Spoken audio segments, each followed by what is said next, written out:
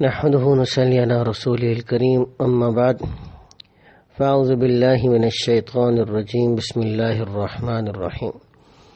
1 minute کا مدرسہ سبق نمبر 44 نماز کا ترجمہ ہم یاد کر رہے تھے۔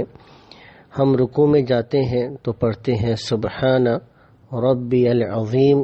سبحان کا مطلب ہے میں پاکی بیان کرتا ہوں ربی اپنے اس رب کی العظیم جو بڑی عظمتوں والا ہے۔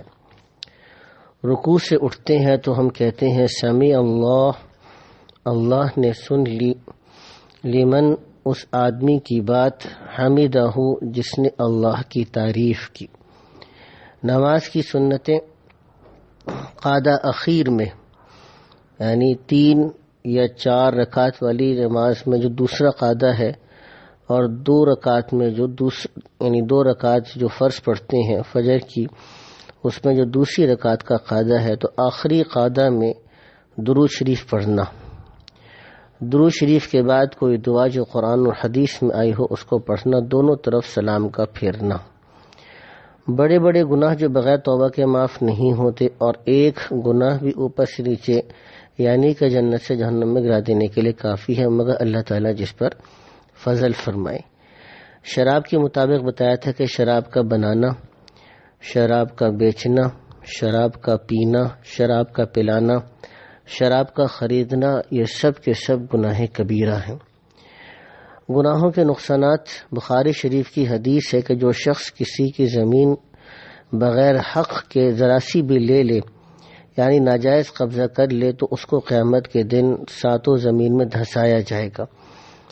سب سے بڑا نقصان یہ ہے کہ اللہ تعالیٰ ناراض ہوتے ہیں۔ اگر گناہ پر کوئی اور سزا بھی نہ ہو تو صرف یہ سوچ کر گناہ سے بچنا ضروری تھا کہ کوئی شخص اپنے محسن کو ناراض کرنا پسند نہیں کرتا، تو اس محسن حقیقی اور ایسے کریم مالک کو جس کی ہم پر بے شمار اور لامتناہی احسانات ہیں، ناراض کرنا شرافت اور بندگی کے خلاف ہے۔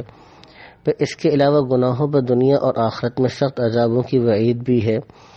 گناہ کا ایک نقصان یہ ہے کہ بندہ علم دین سے محروم کر دیا جاتا ہے۔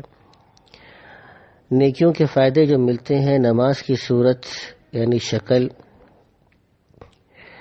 نماز کی نور کی ہے، بس جو شخص چاہے کہ قیامت کے دن پل صراط پر اس کے پاس نور رہے تو نماز کا خوب اہتمام کرے۔ سب سے بڑا فائدہ یہ ہے کہ اللہ تعالیٰ راضی ہوتے ہیں۔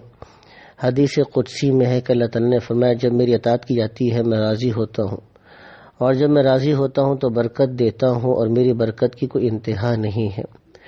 رزق میں برکت ہوتی ہے یعنی کبھی رزق میں ظاہری زیادتی بھی ہوتی ہے، اور برکت تو ہمیشہ ہوتی ہے کہ تھوڑے رزق میں زیادہ نفع ہوتا ہے اور چین سے اطمینان سے گزر اوقات ہوتی ہے۔ اللہ سبحانہ و تعالی ہم کو بھی دین کی پوری برکتیں اور فضائل اور عافیتیں نصیب فرمائے۔ وآخر دعوانا الحمدللہ رب العالمین۔